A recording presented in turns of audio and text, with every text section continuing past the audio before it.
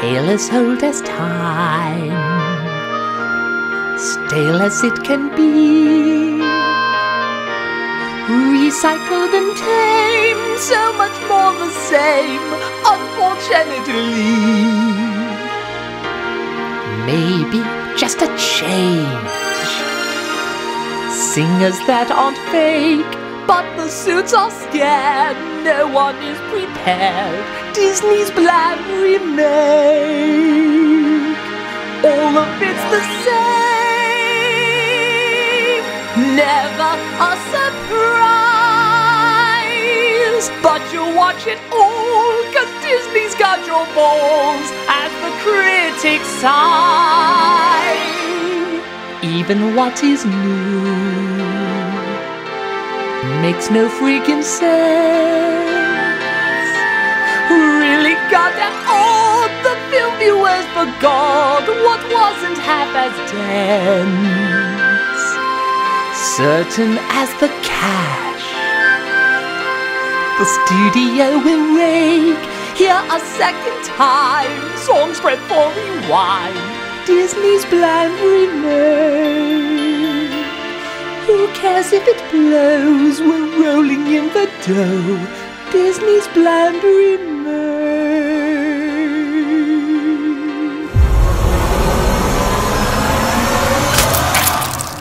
Oh, well that's, oh wow.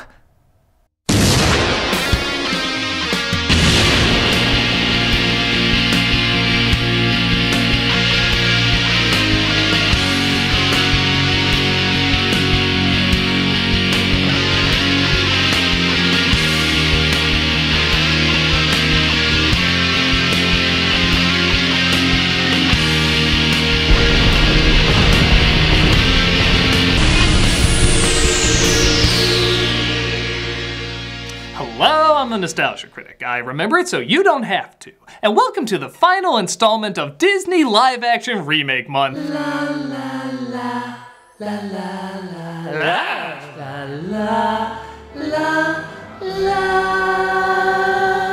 For the final one, let's talk about one of Disney's most beloved animated films, if not their most beloved animated film, Beauty and the Beast. With its amazing animation, stunning music, and unforgettable characters, it received a standing ovation at the New York Film Festival, was the first animated movie to be nominated for a Best Picture Oscar, and is regarded by many to be one of the best animated movies ever, if not the best. Yeah, remake that shit.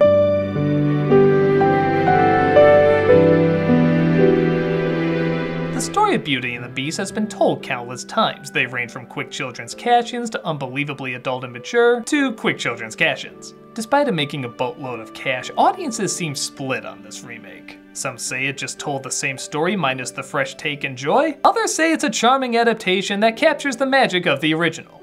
I say, you're full of shit, Knox. Is there any wiggle room for us purists that love the original so much? There's a lot to talk about, so let's get right to it. This is the live-action remake of Beauty and the Beast. Oh look, they changed the logo again. Remember when they used to be clever and unique? Even the slight changes to the Disney format are becoming formulaic. As before, we get a backstory about a selfish prince who threw parties for only the most beautiful people in white bedsheets. Oh, how divine, glamour, music, and magic combine. Wow, that singing is beautiful. Don't get used to it. Ever as before, literally line for line, an old woman knocks on the door and asks for shelter, offering him a single rose as payment. But she warned him not to be deceived by appearances. When he dismissed her again, the old... But he didn't dismiss her again. She just started glowing and he backed off. Literally a stained glass window is being more consistent than you right now. As punishment, she transformed him into a hideous beast. Like seriously, the CGI on him was hideous.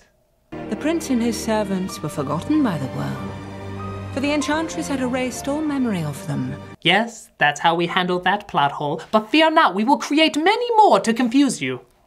The title is shown just like in the last film, Belle's home is shown just like in the last film, and the same song with the same angelic voice is sung just like in the last film. Ooh, yeah, note 3. You lost me after note 3. And you're clearly trying not to get me back. The same old bread and rolls to sell. I've done a whole editorial about Emma Watson's painful auto-tuning and lack of emotion, but don't worry, the auto-tuning disappears when she talks. The lack of emotion, on the other hand... I didn't want to come back. Have you got any new places to go? Actually, maybe her whole performance needs auto-tuning. There must be more than... Okay, no more auto-tuning! Christ, you sound like Stephen Hawking's voice box! So Belle is not only a bookworm, but the only bookworm in town. If it isn't the only bookworm in town. I'm so glad they decided to humanize her with more faults. But even that's not impressive, as there's only 12 books in this library/church? That's like saying you're a movie buff if you've only seen 8 films. And they're all pure flicks. Nah, okay, I'll buy it, just stop singing. You sound like Tina from Bob's Burgers. Of course, we see the handsome Gaston has the hots for Belle, having just returned from battle. But ever since the war, I felt like I've been missing something. This creative choice adds a lot to his story and character because... I don't know, it's something different. Something you'll notice very quickly is while the song numbers clearly have a lot of work put into them, they still somehow seem slow and lifeless. Good day. May we Call this bay. fluffy flowers? 10 yards. Excuse me. I'll get the knife. The original has the advantage of being animated. It can exaggerate everything and get the timing perfect, practically leaping off the screen. But still, why does it seem like there's so little energy here? Look, there she goes, the girl is so peculiar. Look, there she goes, the girl is so peculiar. Well, if I could borrow from another terrible cinematic musical. As bad as Greatest Showman got, it still was quite a spectacle when it came to the musical numbers. This is because not only is the movement keeping the energy up, but so are the camera angles, the editing, and what's being focused on. The majority of beats in every song have something visual keeping you connected to it.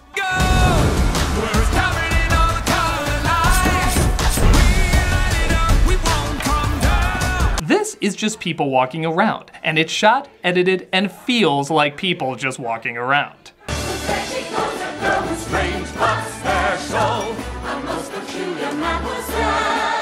Also, Belle is the only one who wore blue in the original, helping her stand out. Here? Who gives a shit? She's from Harry Potter. That's interesting enough. Wonderful book you have there. Have you read it? Well, not that one, but you know, books. Much like the script, I didn't read it. Look out! The one good scene in the movie! How does a moment last forever? How can a story never die?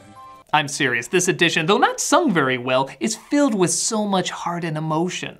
In this one scene, through lyrics, paintings, and expressions, we know who he's singing about and what she meant to our leads without specifically addressing her. Please, just tell me one more thing about her. Except when they do. Papa, do you think I'm odd? Odd. You're forgettably bland. Odd would be a step up. Back in Paris, I knew a girl like you who was so Different. People mocked her. Please, just tell me one more thing about her. Your mother was Say it. Say it. fearless. Odd! It should have been odd! He said how much he admires uniqueness and how being odd isn't bad. My heart was this close to melting. And what did you go with? Fearless. Oh wow, I'm instantly gonna forget about this scene. Right? So, what can I bring you from the market?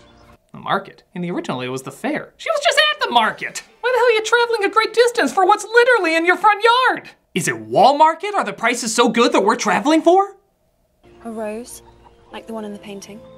You ask for that every year. Okay, bring me a hairy CGI man with a rose if we want to hammer this in. And so, to add even more dimension to humanizing Belle, she apparently invents the washing machine. Yeah, that's a thing. What are you doing? The laundry.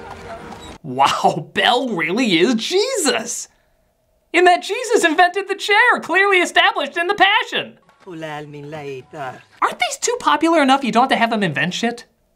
Now, in the original, Belle is seen as odd because she's a bookworm that keeps to herself. But seeing how that was the kids' version and this one wants to be more adult, let's Belle it out even more! What on earth are you doing? Teaching another girl to read isn't one enough. We have to do something. I'm gonna write up a plan to get her back, that is if I knew how to read or write! They do have an evil plan though. They knock over her washing machine! And it's really not shot like a big deal. It's only a few seconds, they don't even focus on her looking angry. I actually feel more sorry for this guy. The attention seems to be focused on him. When will people just let women use washing machines? My God, that sounds sexist, Beauty and the Beast. Gaston approaches Belle and suggests they become an item, but Belle turns down his wedding proposal despite him never giving a wedding proposal. Some of us have changed. I'm never going to marry you, Gaston. I'm sorry.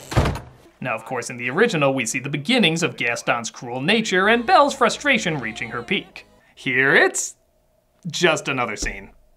Yeah, look at how angry he looks in the original. He says Belle's gonna be his wife. He marches off super angry after getting this whole big wedding proposal thing put together. Here, there's none of that. He looks more like, I'm in the mood for nachos.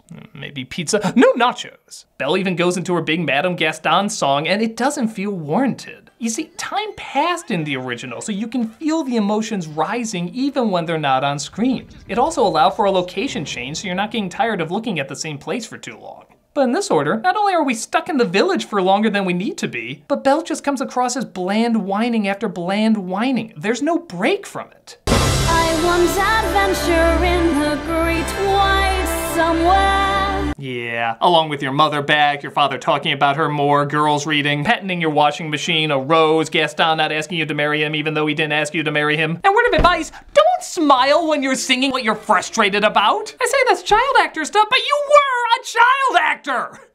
Belle's father gets lost on his way to presumably the greatest market in the world and stumbles across the Beast Castle. He finds it's filled with all sorts of nightmare utensils, charming little friends, as he's intimidated by the place and escapes. Wait. Roses. I nearly forgot. I promised Belle a rose. I mean, sure, this place is haunted and I was fleeing for my life, but a rose! When am I gonna come across that? The beast captures the father, though, as the horse goes back to Belle and she demands that she's taken to him. Pleasant weather, then horrendous winter? I must be in Chicago! Such a wide range of expressions from Watson, isn't it?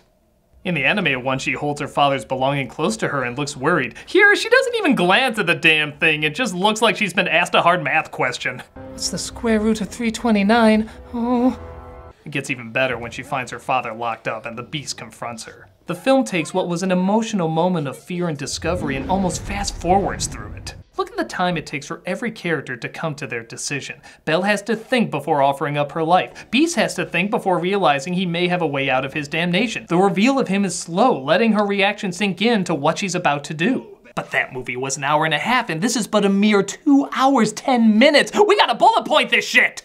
Quickly offering up her life. Punish me, not him. Check. Quickly revealing the beast.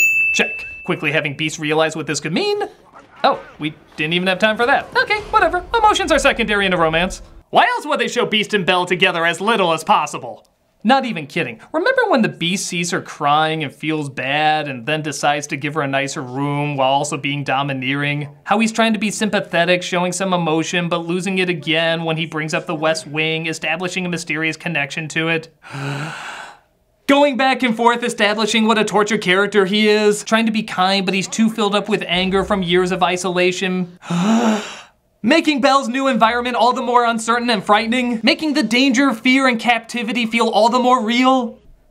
All gone! Yes, really. Now it's Cogsworth and Lumiere doing all that, because they didn't give them much time earlier for whatever reason. We don't even have a breakdown from Belle realizing the sacrifice she made. She just walks blandly through the palace with no fear, no intimidation, no nothing. Oh, but don't worry though, the Beast is even less interesting.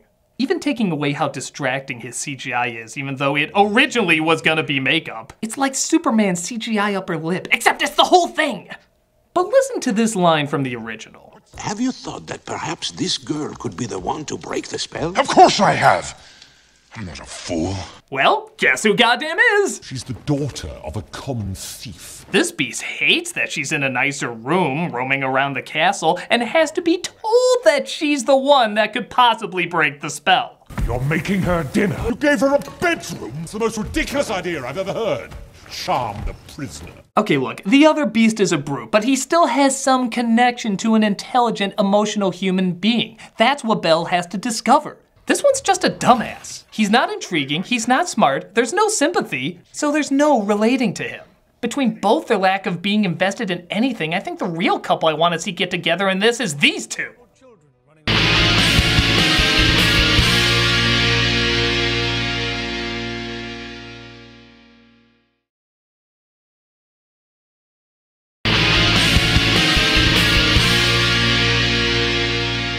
So a mere 43 minutes in, and we're finally introduced to Mrs. Potts. God, I love how this movie is structured. As we're given, frankly, a confusing connection between the credenza and the wardrobe. Maestro, your wife is upstairs, finding it harder and harder to stay awake. She's counting on you to help us break this curse. Literally, that one line is the only thing that shows those two characters have a relationship. Do you follow it? Why is she tired? What does it mean that she's tired? Why is she upstairs? And don't they see each other or talk to each other at all? The place is big enough that they could work out something. We see her come to the balcony and the stairs seem big enough to support either of them. Why don't they see each other at all? You know, I already have one romance with a ton of plot holes I don't care about. Don't try to shoehorn in another. Belle is shown the dining room and we partake, of course, in the big showstopper, Be Our Guest. As the dining room proudly presents... Our leftovers, in every meaning of the word. The music number is honestly okay, despite Ewan McGregor as Lumiere sounding like a drunk Pepe Le Pew. Go on, unfold your menu, take a glance and then you'll be our guest. But because there's no real fear or danger built up, this doesn't feel as much as levity as much as obligation. We're not doing this to lift the emotional intensity Belle has gone through because, you know, that will require an emotion out of Belle. They're doing it because it'd be crazy not to do a song this popular. Plus, more creepy teapot faces. Am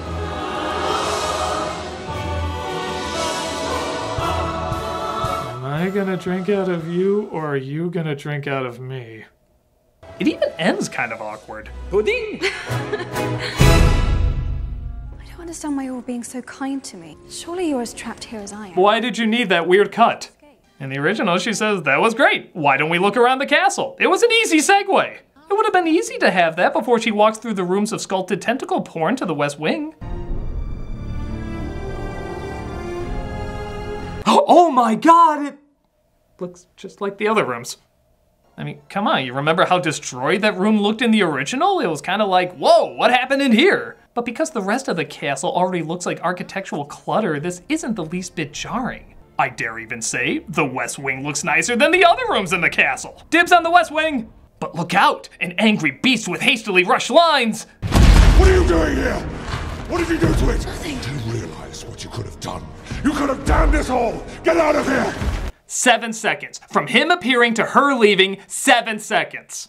Don't get me wrong, the original wasn't that long either, but look, they're absorbing their actions, taking their time. What they say and do actually has weight to it, amounting to at least a bare minimum of 30 seconds. That's over double the time of this one. You'd think in a longer film they could have expanded on that, but no, they actually make it go quicker. Friggin' quicker! How does this film somehow go faster and slower at the same time?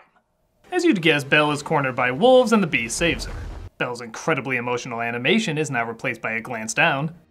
Whoa, be careful, that was a whole facial muscle you just used there! As we cut to, well, something new at least, Gaston trying to help Maurice find Belle. Where is Belle? The beast took her, and she... There are no such things as beasts. I'll just be honest, I'm not entirely sure what Gaston's end game is here. He didn't believe Maurice, so why did he think he would find Belle? Did he even believe she was gone and not at home? Maybe he's just trying to get friendly with her. I will feed you to the wolves! Maybe not. That's no way to talk to my future father-in-law now, is it? You will never marry my daughter. Now kindly help me find her, you clearly well-balanced human being. Oh, down I go. So Gaston goes from 0 to murder pretty quick, leaving Maurice to be eaten by the wolves. The town beggar finds him later and nurses him back to health. Not entirely sure where this is all going, but I'll wait it out to be disappointed. Meanwhile, Belle tends to the beast's wounds as the servants admit that they were cursed too because they didn't help when the beast's mean father made him so foul. And his cruel father took that sweet innocent lad and twisted him up to be just like him. We did nothing. We'll, of course, never see any of that apart from this pointless flashback of his mother dying. But it's okay, the more we don't show the Beauty and the Beast interacting in a movie called Beauty and the Beast, the more things will fall into place. With the eyes, but with the mind. And therefore is winged Cupid. Oh yeah, an hour 10 in. I guess we can start having some chemistry now. The other film would only have 20 minutes left. Romeo and Juliet's my favorite play. So many better things to read. Like what? There are a couple of things in here you could start with. Oh, yeah, so the Beast doesn't give Belle the library to show his thanks and that he understands something she loves. He just accidentally shows it off, trying to get her mind off romance. So much better! Oh, and here's an interesting addition. What happens when the last petal falls? We become antiques. Rubbish. Yeah, if the spell is broken, they don't stay that way. They become actual inanimate objects. So, I hate to keep saying this, but in the goddamn original, when they're doing the song numbers and being friendly, there's an underlying fear that they'll stay that way, but they at least have been like that for years. They can survive. Here, they will literally die. Why the friggin' hell are you singing and dancing? In fact, isn't Belle kind of selfish knowing this could be their last days and she's just bonking up with the Beast? Shouldn't everyone be in an awkward position right now? Belle, what is wrong? I'm sorry, I just can't focus on romance right now when this could be your last night alive. Oh, but we are happy to serve you. There is no pressure to fall in love with the Beast. What? Oh, nothing. I didn't say anything. Oh God, what have I done? Falling in love with the Beast will break the curse? But you're not supposed to know that, or it's less likely to happen. No, that's fine. I'm glad you told me. I'm just gonna go fall in love with him and not think about it at all. But the knowledge is just going to get in the way. No, I'm sure I can make this work. I'll make it work. You're right, I can't make this work. It's all I can think about. Oh God, what did I have to tell you? I just can't get my mind off of it now. I don't even know where the soul of the candlestick goes. Do I have an afterlife, or do I just... Oh God! Okay, I'm gonna go invent the toaster or something. I'm so sorry I couldn't help. Where does the soul of the candlestick go? Where does the soul of the candlestick go? We do get a legit nice moment with them talking on a bridge, followed by a weird as hell moment of her getting sucker punched by a snowball. But we're given yet another odd addition of finding out that the Beast has a book that can literally, and I guess literarily, take him anywhere. What? A book that truly allows you to escape. The outside world has no place for a creature like me, but it can for you. So when I'm asleep and you want to escape, you totally can. We just made this even more of a Stockholm movie. They use it to see where Belle's mother died, always a romantic spot, and they never use it again. You know, wasn't that the idea of the mirror, the only window to the outside world? Now that window turned into a goddamn United Air flight. True, they don't treat dogs well, and that could be an issue, but I think you can still go places where there's little to no people. Isolation my ass, I'll gladly get turned into a beast if it means I can literally go anywhere in the world. But nope, let's stay here and awkwardly do our ballroom scene that feels more like two third graders being forced to hold hands. Yeah, this scene was pretty romantically laid out in the original, wasn't it? They make a whole evening out of it, they eat at the table, he learned how to use a spoon, she gets the idea to go dance, but he's nervous because he clearly doesn't know how, so she teaches him, and they both become comfortable in each other's arms. It feels real. It built up to this lovely moment, and it feels genuine. Again, all skipped. Just go straight to the ballroom. Go down the stairs, turn right. That's all people really want to see, just the image, not anything that led up to it. How was this even proposed? If you're not doing anything tonight, I was hoping we could just go to the ballroom, dance for exactly 2 minutes, and stare blankly at each other.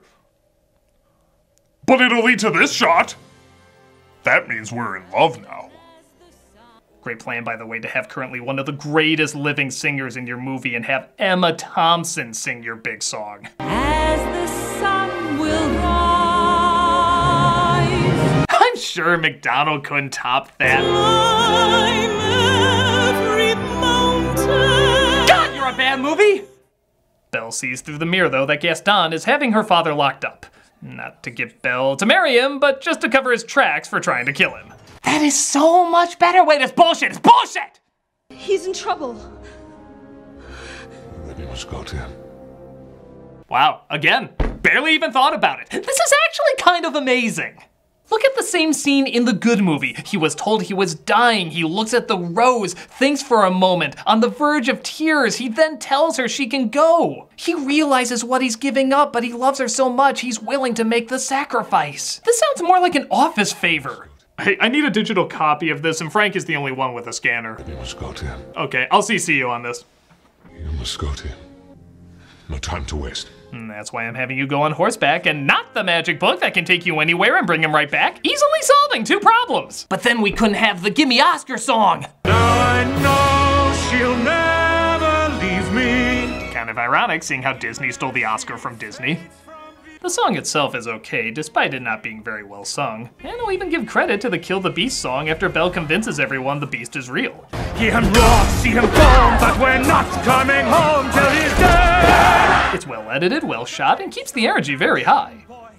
For the first half. Call it war, call it threat, you can bet they all will follow. Yeah, slow horseback riding, I am so amped right now! The climax is pretty standard with comedic slapstick leading up to the showdown between the Beast and Gaston. Belle, of course, arrives, giving him the courage to fight back. Don't hurt me, Beast. I am not a beast. Granted, I have no other name in this. Even the woman I love calls me Beast, but I just don't like the way you say it. Gaston gets one last shot before falling to his death. The living objects are turned into inanimate objects, and Belle confesses her love in front of the Enchantress?